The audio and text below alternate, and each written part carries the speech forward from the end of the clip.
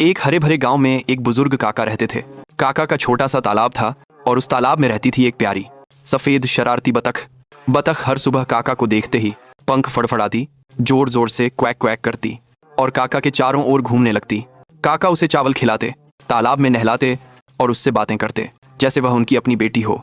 लेकिन कुछ दिनों से काका ने देखा कि उनकी झोपड़ी में रखी मकई की बालियां रोज थोड़ी थोड़ी कम हो रही थीं। काका को लगा कोई तो चोरी कर रहा है। एक शाम काका झोपड़ी की खिड़की के पीछे छिपकर नजर रखने लगे। थोड़ी देर बाद वही शरारती बतख धीरे धीरे झोपड़ी में घुस आई और अपनी चोंच में मकई की बाली दबाकर तालाब की तरफ भाग गई। काका हैरान रह गए। उन्होंने चुपचाप बतख का पीछा किया।